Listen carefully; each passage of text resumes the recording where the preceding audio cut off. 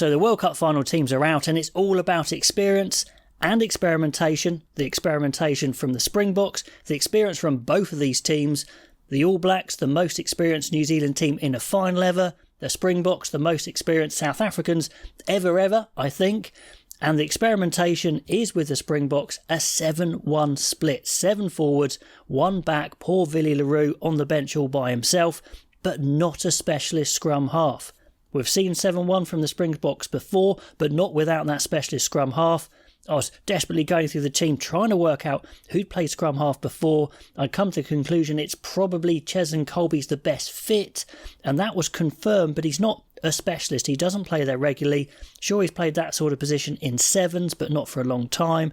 I mean, Kolbe is very experienced. I mean, he's a great goal kicker. He can play 15, but I hadn't thought of him as a replacement 9, so that's a massive call. If there is an injury to Faf de Klerk early, I think it's a problem, to be honest. I mean, it does create a problem for New Zealand as well, because Kolbe is going to be amazing breaking around the base, trying to kind of support forwards with little offload support lines. That would be cool, but he doesn't play a lot of scrum half, so definitely a risk, but one that is worth taking, so the Springboks think, and so far their subs have made such a difference in this World Cup.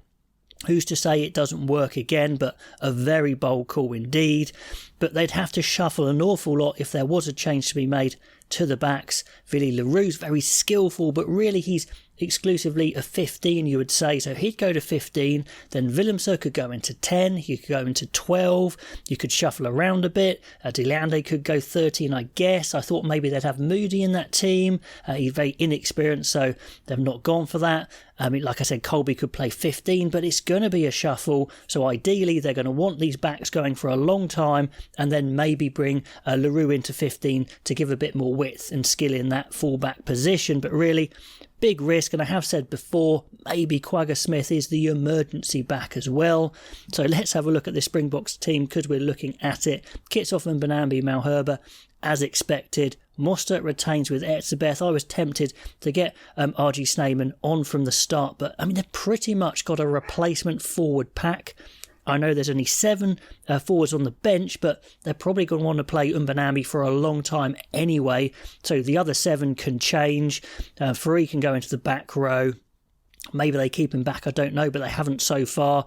So essentially it was going to be a new forward pack plus Mbanambi going up against the All Blacks. Now the All Blacks have gone for a very settled team indeed, as we thought maybe they would. Questions were, would Retallick come in for Whitelock? I wasn't sure, but they've gone for it, and a lot of you guys said Retallick would come in. He has. So, a bit of a change there, but they're not gaining or losing much. They're very, very experienced players, both very good. De Groot, Taylor and Lomax again in the front row. Barrett in that number 5 position. Frizzell, Kane, Ardy, Severe, 100% their best back row. Aaron Smith is there, although Aaron Smith's replacement, Finlay Christie, very good player. I did maybe suggest maybe that explosive nature of Roygaard is the guy to come off the bench, but they've gone for more experience, which is again understandable. Papalihi's covering all those positions in the back row.